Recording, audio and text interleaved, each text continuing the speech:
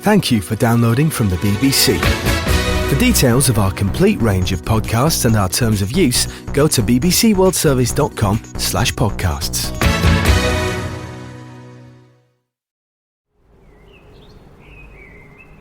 Hello, my name is Kuba. I've spent most of my life wandering the world trying to find a place called home. I finally found it in this wonderful street in Hackney, East London. When I first came to this area 9 years ago, it was quite run down and rough around the edges. I did fall in love with the community and amazing diversity right away. Since then, it's been going through some massive transformations, and the pace of change has been actually quite shocking. I'm concerned that we'll lose something really precious and our community will change forever. Maybe this is also happening on your street, whether it's Mumbai, New York, or Lagos. Come with me, meet some of my wonderful neighbours, and you can see for yourself what's happening here. One of the great things about our street is that we have regular get-togethers. What I'm doing today is going door to door to drop off the flyers for our upcoming street party. And the first people we're going to meet are John and Carol. They live next door. They're my very good friends, and they're also my landlords. And they've been a massive help in organising the events. So let's say hello. Good morning. Hi, John. Do you come through?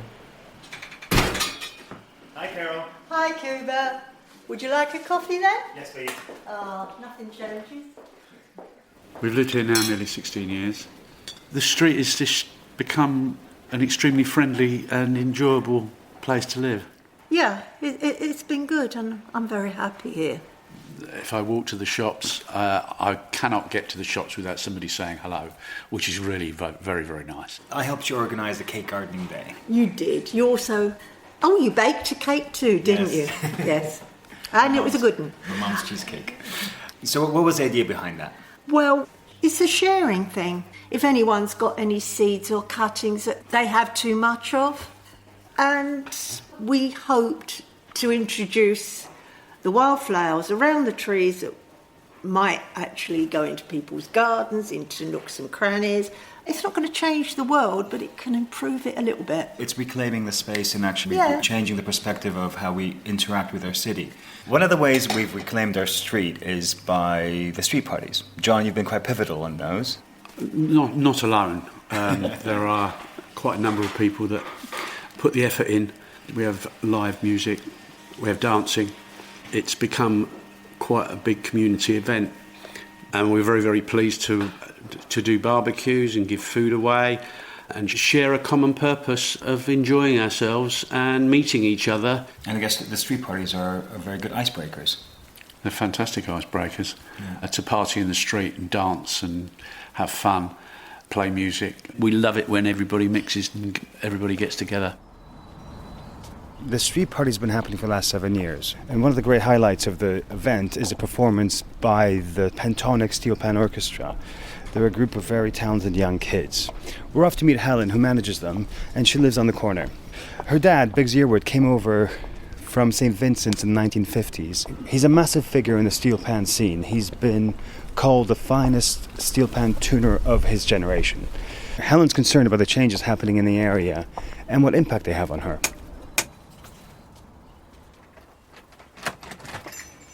Hello. Hi. Hello, Helen.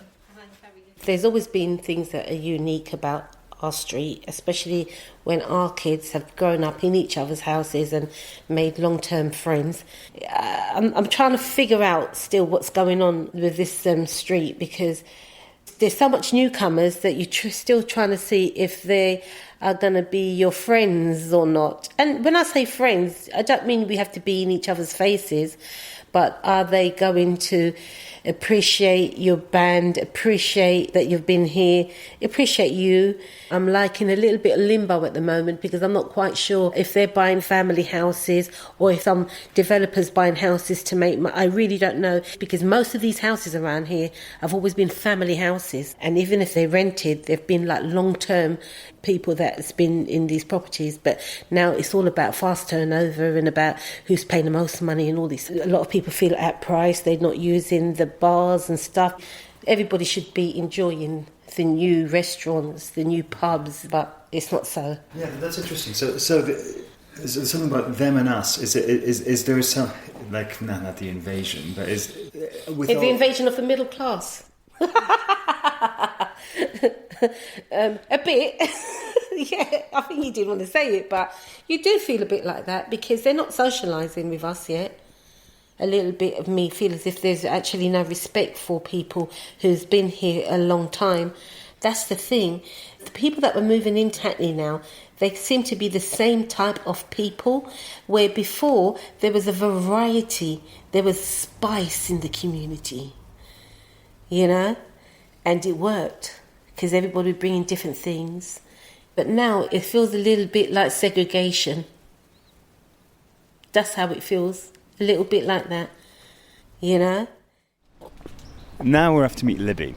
Libby's the resident who's lived on the street the longest, so she's actually witnessed the changes that Helen has talked about. New businesses, new shops, new neighbours.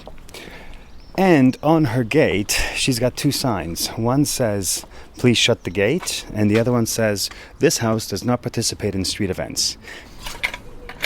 Libby is one of my dearest friends.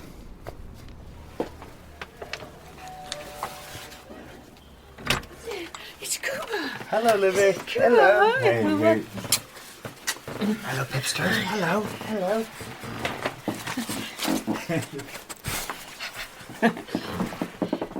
There's Pip saying good morning. How old is he now? He's 3. He's a rescue dog, and he adores everybody, but particularly Cuba. Don't you? Yes, he does. And he's a Yorkshire Terrier. He's a giant Yorkshire Terrier. So, Libby, how long have you lived on the street? I think in a few weeks, 48 years. 1967. The man I ended up marrying wanted to live in this part of London. It was a very nice neighbourhood, a very interesting neighbourhood at the time.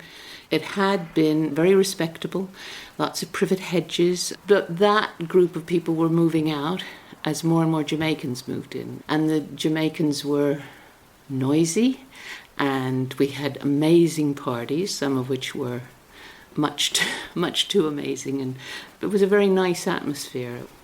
About 35 years ago, it began to change. You got sort of more and more arty middle-class people moving in, and then you got very conventional middle class. They would keep sort of saying, "Oh, it's looking up right now," and I didn't like that because some of those people only wanted to know each other. They didn't want to know the people that were already here, and it's changed radically, I think, in the last 5 years. Lots of young people, more and more of the houses are turned into flats. And because they're so expensive, it means they're out all the time paying for these flats. As you keep pointing out to me, Cuba, the, what's that word? The demographic has changed enormously.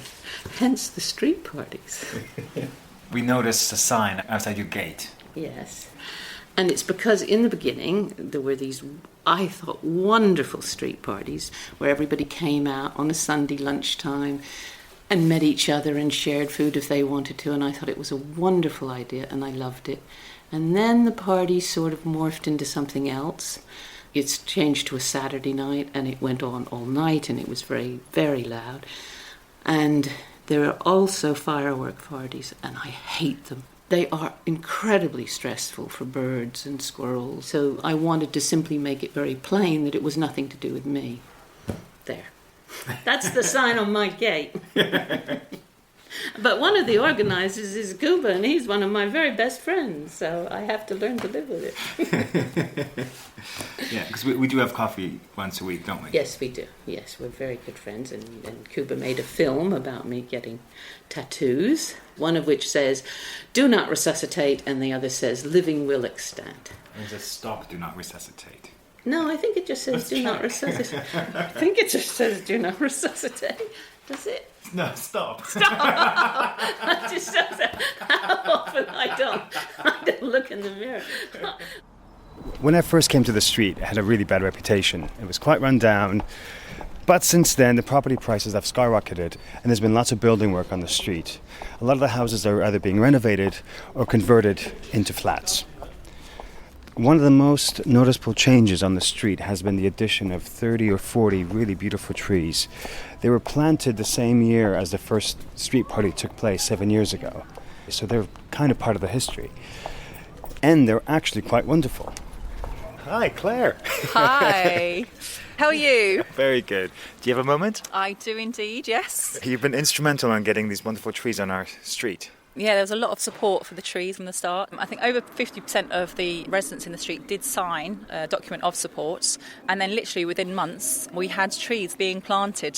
Since then, as you know, some of the residents have taken ownership of the trees and have planted bulbs at the base and the tree pits, which is absolutely lovely, especially when the spring comes and you get that added colour on the streets and long-term biodiversity benefits. Yeah, reclaiming the street. Yes. Planting these trees has been reclaiming it. Has it? I think it has. Yeah, I think this is a really nice street. I think there is that sense of community. And the trees do add to that. And just that sense of we might be in a gritty inner city, but, you can have that kind of leafy feel. So, yeah, it is a lovely street to live in. That's the best street in London. Well, we say so. Oh, it is. I've lived a lot of places, and this is the best street. Yeah, and it's a good mix of people that live here as well. Thank you. Oh, yeah, thank you. See you soon. Definitely. Bye. Now we're going to meet Falarin and two of her kids, Lola and Cash. They bought one of these houses recently and have been doing quite a lot of refurbishment on it, as it needed a lot of TLC. They're investing in it because they're changing it into a business, a Montessori daycare and nursery. Falarin's interesting because I relate to her because we're both third culture kids. She was born in Nigeria. She studied in an American missionary school, and when she was 18 came to London and's been here for 21 years. Myself, I was born in Poland. My family escaped Poland when I was 8, went to Austria. I was there for a year, then to Canada for 14 years, and I've been in London for 18 years. So a bit of an adventure. So let's go and meet Falarin, and I'm quite curious to see what they've done with the place.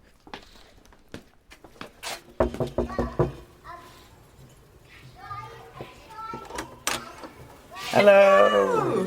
Come on in. We apologise for the look. Wow. But we're just getting everything done. It's changed so much. Yeah, isn't it different? God. It's like a new build. Hey guys, do you like living in this house? Yes. What do you like about it?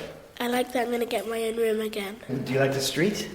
Yes. I like in the winter the fireworks. And in the summer, I like how I get to stay up really, really late. It was so much fun. The parties, I never expected to have a neighbourhood feel in the middle of Hackney. I mean, you just don't have that in London anymore, and for that to happen, I think was great, especially as we have kids. Everyone is just so friendly. It's the best thing about here. There's a lot of construction happening on the street. We're going through a massive development period. Things are changing quite rapidly. How has the experience been for you guys? When we first moved in, the house was a wreck. It didn't look in line with the houses around.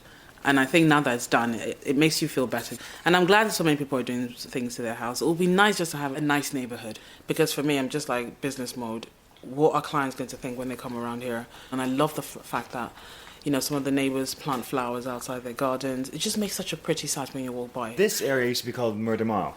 I know. Yeah. And how was it moving into Murder Mile with 3 kids? I know. And it was a bit worrying, but there's so much potential in Hackney, with all the families moving in, with the houses. I mean, we fell in love with the houses, so we knew things were going to pick up. And then the fact that Olympics was coming when we were moving in, so we just thought, there's no way the government is going to embarrass himself and leave it as it is. So we just hoped for the best, and it's worked out so well. At the end of our road, we have a small estate. It's about 30 or 40 flats. And we're going to meet Ro, Sanju and their daughter Shruti, who live on number 1. Hey. Hey, hello. Hi.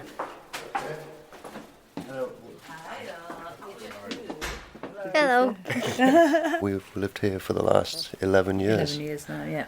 Okay, so before Shruti was born, yeah. Although when we first came to look at this flat, we weren't that taken with the actual flat. The area. Or the area, for that matter.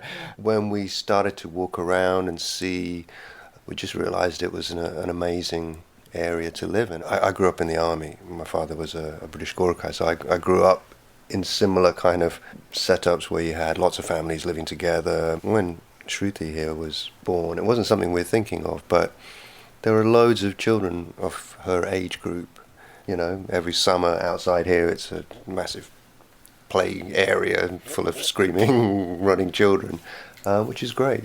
And because there's so many different types of people and different communities here. We have the Turkish community, we have the community of people who are originally from the West Indies, people like ourselves from Southeast Asia, the local African community, and the Muslim community across the different nationalities. And the longer you stay and the more people you know. And we have the annual street party. We do have the annual street party, which is a great magnet for drawing people together, which is great.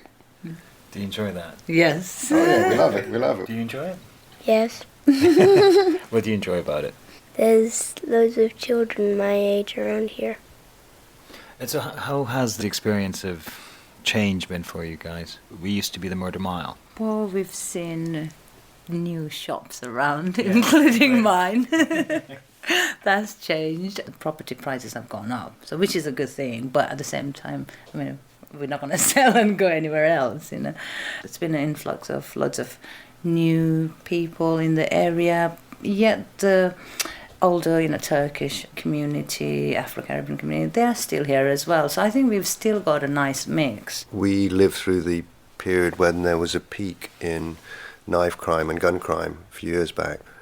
There were a number of murders and shootings just outside our flat here. We heard one young man get shot down, and I remember it very vividly because I was putting Shruti to bed, and I heard these gunshots. I grew up in the army, so I've heard a lot of different types of weapons being fired, and I thought, that's not someone watching TV, that's someone firing a semi-automatic weapon outside. And a young man, he lost his life. It was really shocking. It actually partly inspired me to leave my job that I was doing at the time and start a business around a particular project working with young people around violence, street violence. So things were really quite scary not that long ago. One of the things about the street being Murder Mile is that it made the rents affordable. So it's attracted a lot of young, talented creatives. And part of the change on the street is the rents are going up. So we're about to meet Laura. Laura! Perfect! That's perfect timing. That's great. I've lived here, I think from memory it's either 4 or 5 years. Okay. But it feels like longer, because it feels like a lot happens. You see an area develop so quickly around you, it feels like you've spent more time there, doesn't it? And you work from home. I do. How important is the house or the community when working from home? Unfortunately, because it is a cheap area to live in, we've had some awful neighbours one side of our house. There seems to be a constant kind of flow of students in that house. Oh, really? And very out of control students that are raving until stupid hours on a weekday night. And you knock on the door and you're like, hey mate, like, I've got a shoot at 7, like, can you just keep it down a bit? And they don't care. So there's no relationship because there is no permanence. But I think that what's frightening is how an area can trend and popularise, and that can just absolutely influx the rent, and it feels a bit unjust in a way. It's just kind of like, wait a minute, you're going to double or triple my rent just because it's become trendy. It's kind of like buying the same pair of shoes every single week, and then suddenly they're in fashion and you have to pay 5 times more for them, and it's kind of like, hang on a minute, the shoes haven't changed. It'll become an expensive area. The creatives will have to move out. Mm. So what's your renting experience, because your rent's been gone up recently? Or we're in the process of discussing it with our landlord, and we've come to what we think is a quite fair agreement, where we think that he should implement it in stages. And we've done a lot to the house. We spend money on things that we don't necessarily need to, and if you're renting a house you don't normally do that. Yeah. I hope that it's more important to landlords to have good tenants and people that really respect the house and love the house. And we do, and we really are kind of like committed to this house. So if your landlord increases the rent, what does that mean to you and your housemates? Well, nearly all of my housemates are creatives, and all of them have pretty much said that if it goes up by more than 100 quid, they're out like a shot. I guess what it comes down to is, does a landlord want good tenants, or does he just want the money? And it's a shame. It's a real shame. And I will definitely try and stay. I mean, the first thing that I did is I emailed you and I was like, I want to live on this street. So if anything else is going, let me know. We all borrow things off each other. And it's a very talented street. Personally, I have rang neighbours in a panic over a project. And then we've had a chat and it kind of calm you down or even just laugh. Yeah, totally. You know, guess what I'm doing now. Yeah. I definitely want to give Peter an invite to the street party as it's very relevant to his work. After all, he is the social inclusion guru on a European level. Come meet him. He lives at number 1. Hi, Peter. Hey. Hello. Good to see you, Kuba. Say. Oh, wow. Yeah. Yep. Well, the culture on the street has really changed, I think, and I put it down to the events, which you've been so much part of helping to organise. I remember when first coming here, I didn't really know who lived in the street. I only knew my immediate neighbours. And on the other side, we have a bunch of flats which change all the time. Every 6 months, you get a new bunch of people, so it's pretty hard to get to know them. Whereas after the first street party, there were like 30 people who would nod to me in the street immediately the next day, and that's never stopped. And for me, that's actually a valuable thing. That's a tangible piece of social capital that I relate to and that I feel more part of the street because of that change. After the second street party, you asked for a shorter version of one of the films to show at one of your conferences. What was that for? Well, I'd been invited to the Shanghai Expo in 2010 to speak about migrant integration. And I wanted to say that when people feel relaxed enough to dance together in the street, that's when you're beginning to get some level of mutual respect and real integration. It's a thing I'm very proud of in the street, but it's a thing that I think we all need to work at. I mean, there are problems in the street. You know, there's stuff happens. There's still a lot of crime. There are sometimes noise and bad relations popping up between people, and there's stuff around rubbish and fly tipping. And so I think encouraging informal ways that those problems get solved or eased, I think that's important. I also think, actually, it's often the little things that make a big difference. Take one example. In the wider debate about migration and countries being flooded by immigrants, there's a supposition that it's all about the numbers. I actually think it's about turbulence. I think communities like this street are suffering because the buy-to-let landlords chuck their tenants out every 6 months, and you can see it happening because the mattresses get chucked out the same week. And there's a visual sort of symbol, especially from some of my neighbours. And we need communities which are a little bit more stable, but we can cope with migration. We just don't need the community to be changing every 6 months because of a buy-to-let landlord's decision to get a new tenant. I think the idea that at the local level we can become social innovators and we can use our various talents to make the place better for its people. I think that's a really interesting notion. And finally, I'd like to introduce you to Mo, who's a super fantastic guy, and he has a fantastic telescope. Let's find out more.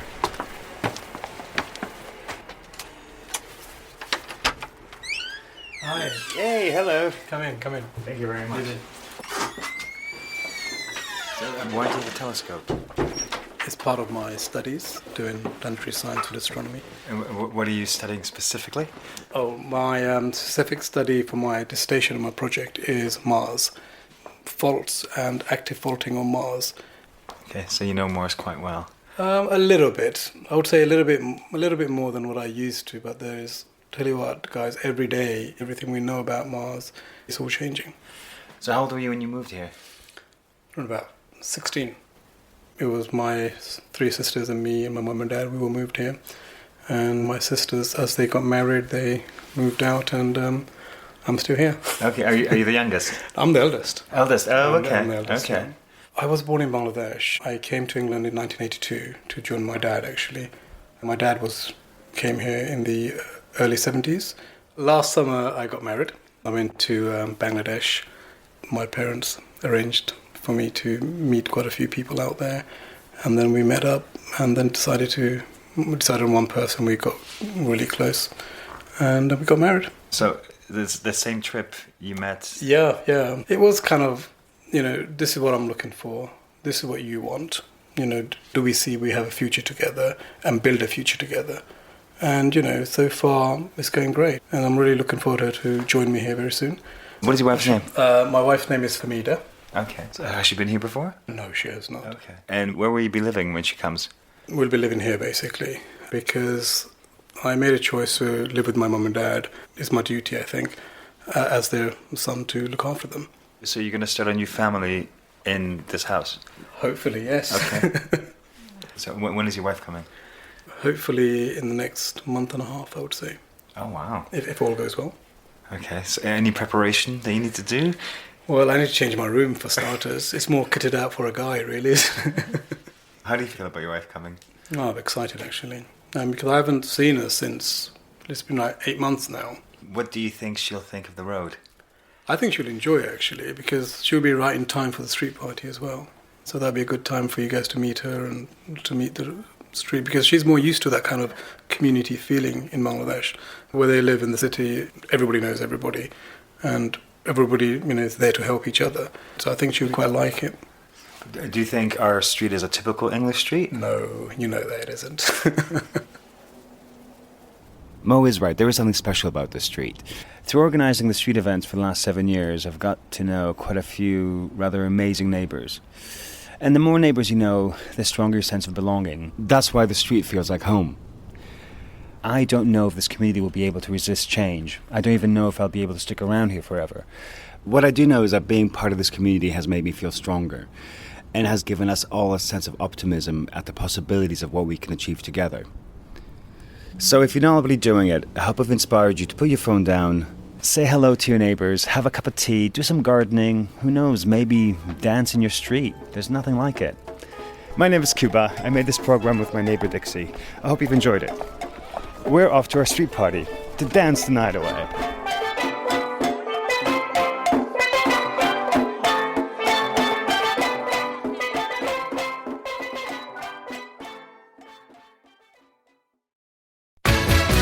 There are dozens of different podcasts now available from the BBC, including news, documentaries, science, business, arts and sport. For details of them all, go to bbcworldservice.com/podcasts.